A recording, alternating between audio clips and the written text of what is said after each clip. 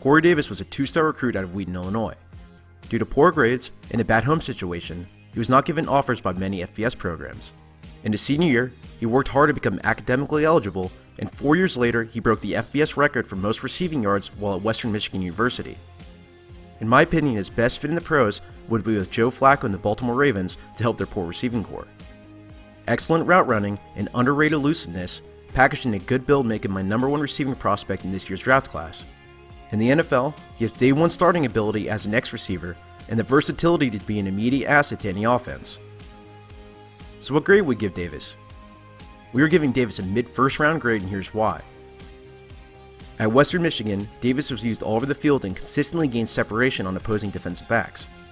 In the Mid-American Conference, he rarely faced any superior defenders of his talent level and consistently burned them deep like he did here in the first quarter of the 2016 Ball State game.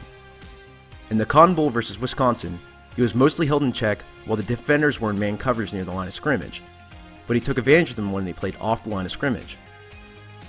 In college, he gained separation using crisp route running with the understanding how to use head fakes, tight footwork, and great ability to drop his hips to shift in space. He did that very well against Akron in their 2016 match.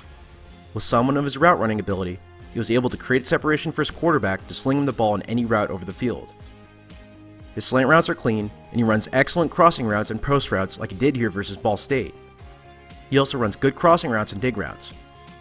From the outside, he wastes little time setting up his defenders with his moves. While he is one of the best route runners in the draft class, he still has some minor issues he can work on. For example, versus Akron, in off-man coverage, Davis runs a 6-yard slant route with a crisp cut.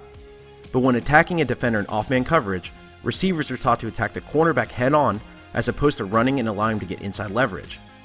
This is very minor, but it's the small stuff that will allow him to win against NFL-caliber defenders as well.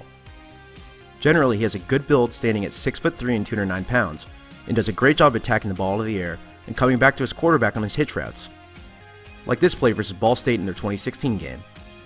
In the MAC, he rarely faced press coverage. Defensive coordinators would fear his speed over the top, which will allow him to create easy yards in the middle of the field, like in this play earlier in the same Ball State match. While he doesn't have elite downhill speed, his overall athleticism is definitely underrated, with plus elusiveness to gain yards after the catch. He would fit a West Coast system well. His one big negative is drops. He has 16 over his last 3 years at Western Michigan. Personally, I think it's a concentration issue from the time the ball hits his hands to him making the first move before he fully secures it. This can be seen versus Buffalo. As a ball carrier, he occasionally flashes a nice stiff arm and definitely does not shy from contact. He runs with good vision with the ball in his hands, but he allows it to get outside his frame like in this play versus Ohio.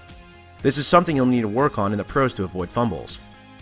As a run blocker or blocker for screens, he shows a consistent willingness to engage, like in this play versus the Cardinals. He still needs to work on fitting contact properly like most wide receivers, and he will often spend too much time setting his block as opposed to making it, but the effort is definitely appreciated. From a pro comparison standpoint, Jordy Nelson from the Green Bay Packers fits in the best in my opinion. Both were savvy route runners coming out of college, and both had underrated athleticism that attacked balls well in the air. Check out this last play in the second quarter, where he caught this underthrown touchdown pass versus Ball State. Well, that's all I have for you. If you like this video and want to support the channel, feel free to follow the links to my PayPal and my Patreon accounts. Also, you can follow me on Twitter at SamyRGold.